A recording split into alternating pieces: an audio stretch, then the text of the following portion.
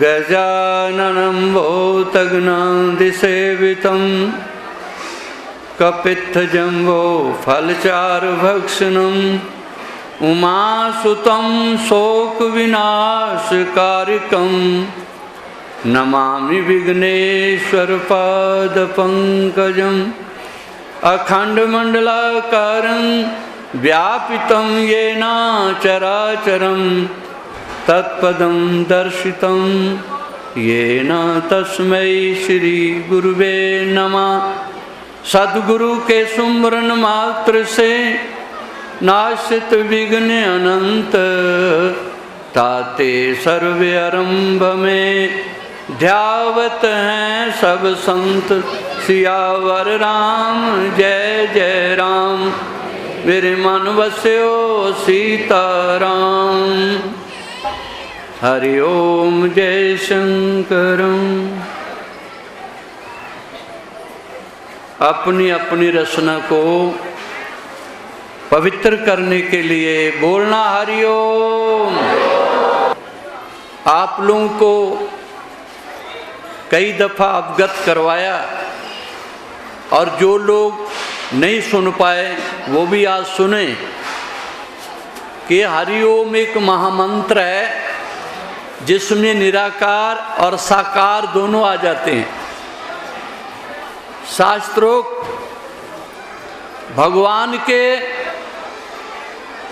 दो स्वरूप बयान किए हैं। एक तो भगवान निराकार स्वरूप में है और दूसरा साकार रूप। निराकार जो है वो ज्योति स्वरूप सबके अंदर विद्यमान है। जो निराकार है वो ज्योत स्वरूप है। एक ही वो सच्चिदानंद परिपूर्ण परमात्मा, जिसे शब्दों में कोई गॉड, कोई खुदा, कोई राम, कोई रहीम, कोई अल्लाह, कोई वाहेगुरु, कोई सतनाम, कोई सतकर्तार कह के पुकारता है, पर वो सबका मालिक एक है। वो एक ही परमात्मा सच्चिदानंद ज्योति स्वरूप, जिसे निराकार कहा, वो सबके अंदर विद्यमान है और एक होकर के अनेक है। जैसे वेद के अनुसार कहा एक को हम बहुश्याम, भगवान एक हैं और वो अनेक हो गए। कैसे हो गए? जैसे सूर्य आकाश में एक ही है लेकिन जलाशय अनेक हैं। उन अनेक जलाशयों में उस एक जो आकाश में सूर्य बिंब, अनेक जलाशयों में उसी का प्रतिबिंब पड़ा होता है। अनेक जलाशयों में जब झांकोगे तो अनेक वो सूर्य दिखाई देते हैं। है वो एक ही है, समझना है। वो एक है लेकिन एक से अनेक हो गया। जैसे भगवान एको हम बहुश्याम, भगवान कहते मैं एक हूं और एक हो के भी अनेक हो जाता हूं। बोलना हरि ओम। समझने की बात है।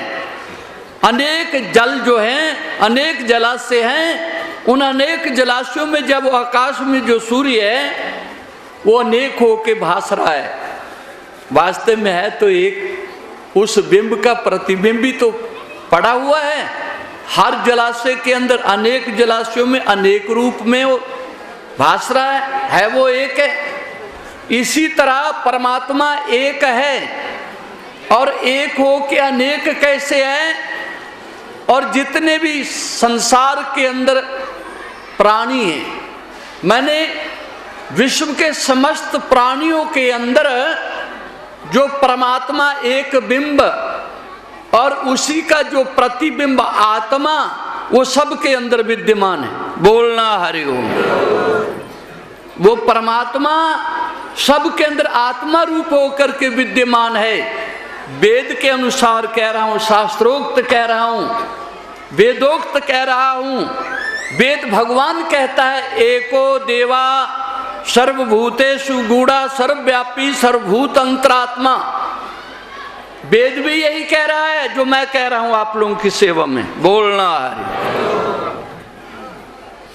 कि परमात्मा एक है, सबके अंदर आत्मा रूप होकर के विद्यमान है। और ये बाहर से जो शरीर हैं इनका तो रंग रूप है, ये त्रिगुणात्मक सृष्टि है। मैंने सतो रजो तमो ये 3 गुण है, सतगुण और रजुगुण और तम गुण। बोलना हरिओम। ये 3 गुण सृष्टि के अंदर जितने भी मानव मात्र जितने भी ये प्राणी हैं इनका स्वभाव एक नहीं, इनकी वृत्ति एक नहीं, इनकी आकृति एक नहीं। जिसे आप पंजाबी में नुआंदरा कहते हो, नुआंदरा एक नहीं। बोलना हरिओम। बोलो बांके बिहारी लाल की, राधा वर कृष्ण भगवान की, सतगुरुदेव महाराज की। आकृति मैंने नुआंदरा, नुआंदरे एक जैसे नहीं, आकृति एक जैसी नहीं। और कोई मनुष्य का शरीर लंबा होता है ज्यादा, कोई शरीर नाटा होता है जिसे बौना कहते हो, और किसी का शरीर मोटा किसी का पतला। बोलना हरिओम।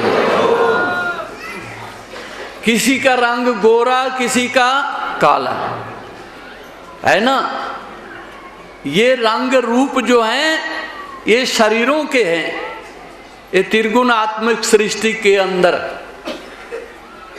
लेकिन जो परमात्मा हमारे आप सब के अंदर आत्मा रूप होकर के विद्यमान है, उसे तो कहा रंग न रूप न रेख कछु प्रभु 3 गुणों से भिन्न। बोलना है ना। 3 गुण सतोगुण रजोगुण तमोगुण, इनसे परे। बोलना हरि। क्योंकि रजोगुण आदमी का कैसा भाई स्वभाव होता है, वो पुण्य भी कर लेता है और पाप भी कर लेता है। बोलना रजोगुणी का ये होता है स्वभाव, वो पुण्य भी करेगा और पाप भी करेगा, मिश्रण कर्म। और जो तमोगुण होता है और वो कहता है ये जग मिठा अगला किन डिठा, करो खूब रज के पाप। भोगना किसने, कहते शरीर ने, तो चिता में जल जाना है, राख बन जाना है, तो भोगना किसने। बोलना है। ये तमोगुण का मत है। तमोगुणी आदमी क्या स्वभाव देखो कैसा तमोगुणी का। कहता है शरीर जो है जब वो मरेगा चिता में जल जाएगा, राख बन जाएगा, तो फिर किसने भुगतना। बोलना हरिओम। जो हमें संत डराते रहते कि जो पाप करें तो पाप का फल भोगेंगे नरकों में जाकर। भला बताओ नरक किसने जाना, शरीर तो जल जाना, 2 मुट्ठी राख बन जाना, तो नरक किसने जाना, किसने भोगना। वह उरे ही मुका देंगे बेचारे तमोगुणी। बोलना हरि। उन पागलों को पता ही नहीं है। बोलना हरि। संत ब्रह्मज्ञानी तत्ववेता जो कह रहे हो समझो कि जो तुमने पाप किया या पुण्य किया ये अवश्य भोगना पड़ता है। कैसे, पूर्ण गुरु ब्रह्मज्ञानी बताएंगे सब कुछ। पाप का फल जब भोगना होता है तो दुख ही दुख। नरकों में जाकर के आप गरुड़ पुराण का भी सुना होगा कि जो पापी लोग होते हैं जैसा जैसा उन्होंने कुकर्म किया होता है, पाप किया होता है, उसके अनुसार नरक यातना दी जाती है। कोई ऐसे पाप होते हैं और उनको कहते हैं जिन्होंने मांस मीट खाया होता है, पक्षियों का, मुर्गे का, बकरे का, मछली का, तो उनका भी वहाँ नरकों में जाके और मांस तुड़वाया जाता है। बोलना हरि। पक्षी छोड़ करके उनका भी मांस तुड़वाया जाता नरकों में। बोलना हरि। और कईयों को नीचे आग लगा देती है और पांव ऊपर करके सर नीचे कर देते हैं और अग्नि दे देते हैं। बोलना हरि। नीचे आग बल रही, सर आग के ऊपर है और पांव ऊपर टांग दिया जाता है। ऐसे दुख दिए जाते हैं। बोलना हरि हो। कुछ लोगों को ऐसा होता है जिस तरह आरे से चीर दिया जाता है। बोलना हरि। जैसे जैसे पाप वैसे वैसे नरक यातना दी जाती है। और कुछ लोग ऐसे होते हैं जो तेल के बड़े बड़े कड़ाहे उबाल देते हैं और खौल जाता जब तेल तो उसके बीच में तल देते जैसे पकौड़े तलते। बोल रहा है। ऐसे ऐसे देखो जैसा जैसा पाप होता ना वैसा वैसा नरक यातना दी जाती है वहां। बोलना हरि।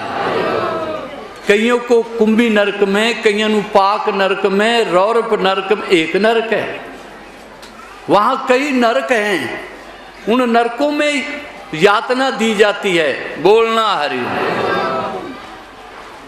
तो जो लोग कहते हैं भाई शरीर तो जल जाता है, 2 मुट्ठी राख होता है, यातना किसको, उन मूर्खों को ये नहीं पता। गुरु लोग बताते हैं कि वो शरीर अंगुष्ठ मात्र होता है, अंगुष्ठ मात्र। उसका नाम है उस शरीर का अतिवाहिक शरीर। बोलना हरि हो। क्या नाम है उसका? बोलना हरि हो। एक शरीर तो ये स्थूल है ना जिसे देख रहे हैं, है ना, ये तो जल जाता है। एक सूक्ष्म जो छुपने में घूमता रहता है, एक कारण होता है। बोलना हरि। और चौथा शरीर क्या है? अतिवाहिक शरीर। अतिवाहिक शरीर अंगुष्ठ मात्र कहा जाता है शास्त्रों में। बोलना हरि। लेकिन उसी शरीर में कष्ट दिए जाते हैं और दुख कितना होता है अंगुष्ठ मात्र शरीर के अंदर जितना इस शरीर में। बोलना हरि।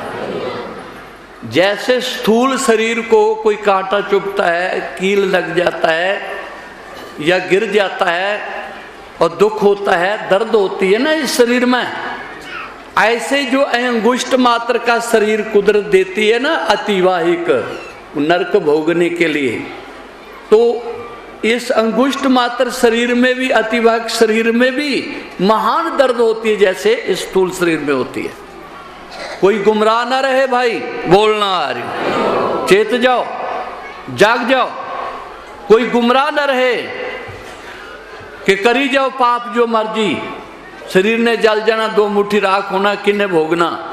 ऐसे गुमराह मत रहना। बोलना हरि। लेखा देना पड़ता है।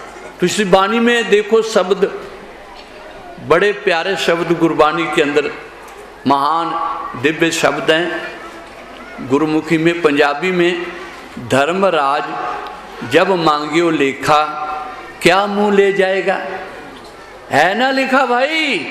बोलना हरिओम। फिर काले मुंह लेके जाओगे। जो कहते हैं मच्छी खाने के लिए, मुर्गा खाने के लिए, बकरा खाने के लिए, शराब पीने के लिए, पाप करने के लिए, बुरा करने के लिए, जुआ खेलने के लिए, है ना, ऐसे जो लोग हैं, ऐसे जो प्राणी, ऐसे जो मनुष्य हैं, वो कान खोल के सुने जरा। बोलना उन्हें लेखा देना पड़ेगा, अवश्य ही उन्हें वो लेखा देना पड़ेगा, उन्हें भुगतना पड़ेगा। एक समय गुरु नानक देव के सपुत्र साधु बन गए जो थे बाबा श्री चंद। बोलना हरि। बाबा श्री चंद, उन्होंने बहुत नाम की कमाई की। वो गृहस्थ में नहीं आए, साधु बन गए। उन्होंने बहुत तपस्या की। बोलना हरि।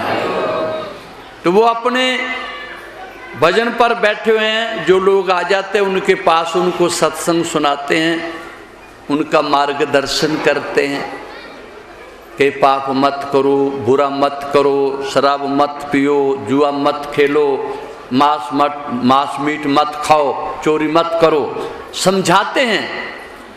गुरबानी में लिखा भी है, जिया जो मारे जोर कर लोकन कहे हलाल। जो बकरे नू मारते हैं, चटकांदे हैं, या सूर, कई कहते हैं हलाल खाते हैं, कई कहते हैं हम चटके हुआ खाते हैं, हम खुद थोड़ी मारते हैं, ऐसे भी दुष्ट हैं। बोलना ऐसे भी अज्ञानी हैं।